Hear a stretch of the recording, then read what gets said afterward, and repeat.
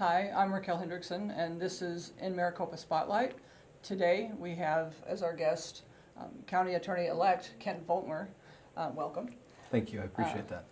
Mr. Volkmer pulled off what is arguably the biggest upset of the Pinal County primary, and probably no one was more surprised than you were, it sounded like. So we went to a local bar and grill in Casa Grande. There were a number of other candidates that were there, and we were all kind of hanging out. It was friends and family, and it was a bunch of supporters, and we're just sitting there eagerly waiting. It was an interesting experience. I hit refresh on my phone because I was probably the most anxious. Everybody there was a little more seasoned than myself. And then I said, the numbers are in, because I had it brought up to be my page or my numbers, and somebody screamed, well, what does it say? And I said, I'm up by 2,000. And then the place went crazy, and then we went through each of the other people that were there, and everybody that was there was winning and ended up winning that night. So it was just, everyone was ecstatic. It was a great time. I felt good campaigning the night, but I didn't feel great. Okay. Well, give us a little background about yourself, how you came to be in Pinal County, and what your legal background is. Absolutely. I came from Ohio, was born and raised in Ohio. I went to a small liberal arts college about an hour and a half from where I grew up. I'm married to my high school sweetheart, so when I finished my undergrad, I applied only to the law school where she was finishing her undergrad up. The University of Akron, I went to law school there. About halfway through law school, I decided, is this really for me? And I started exploring other things, and I actually began a MBA program there. So I actually graduated law school and then had to stay a little longer to finish my MBA program. A good friend of mine in law school took a job working for the Canton City prosecutor's office, or Stark County, excuse me. And he was going to make less money than my wife as a public school teacher because there's such a glut of attorneys there. And I basically said, we've got to go somewhere else. So we started looking. I had some family friends who lived down here. They were actually in Scottsdale, but the greater Phoenix area. That was 9.5 years ago, and we're still here. I first got hired by, at that time, well, it's still Cooper and Reeder, which is the longest continuous in operation law firm in the county. After 5 years, I decided that professionally and personally I was ready to move on. There were two similarly situated individuals that were at the public defender's office that I've gotten to know just professionally.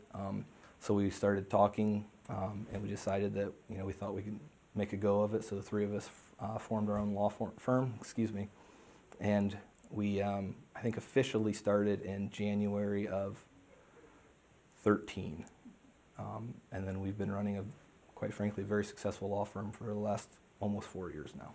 What is your vision of how the county attorney's office will look during your tenure? It's not something that you can just turn on a dime and change stuff. So it'll be a slow transition where we have to shift priorities. It's important that we keep our community safe, but I also don't think incarcerating everybody is the best way to accomplish keeping us safe. Hopefully you'll see that. What I'd also like to see is a more community-oriented office. I would like us to start providing more services and be more interactive with the community at large. I would like us to be more involved in juvenile outreach and addressing some of these issues before criminal charges are brought. Once you see us in that, once we have charges filed against you and you're in the criminal justice system, it takes so much work for you to get out of it. And even if you do get out, you're still saddled with this felony for the rest of your life, which makes getting that good job very difficult. So I want to make sure that we do everything we can to keep the community safe, but also not to put people unnecessarily in a hole. Whatever the outcome of the general election is, you are going to be dealing with a new sheriff. Absolutely. What are your goals for creating that relationship? I can tell you and everybody, all your listeners, everybody out there, that we will work together, we'll collaborate and work as professionals, but we each have our own distinct roles. And it's important that we maintain those roles and that I hold them accountable, but quite frankly, they hold my office accountable as well. We can't collude, we can't work to hide stuff and go behind closed doors and say this is the way things need to get done. But we do need to have a professional relationship. And I think if we get back to that, where everybody believes that people will do their job and do their jobs right, you're going to see more restoration in the faith of law enforcement. And hopefully we'll see some of these vicious attacks come to an end. What is your stand on Proposition 205? I don't like 205. I don't like the way it's written.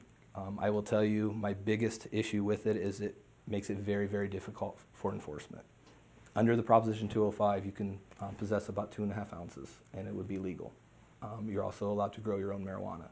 The problem is if you grow your marijuana consistent with the law, I don't know that there's any plant that only produces 2.5 ounces. So as soon as you harvest, you're now committing a crime. So you're putting us in a position, do we honor the spirit of the law, or do we honor the language of the law? If Prop 205 is passed, the will of the people is they want simple possession to be not a crime in this community.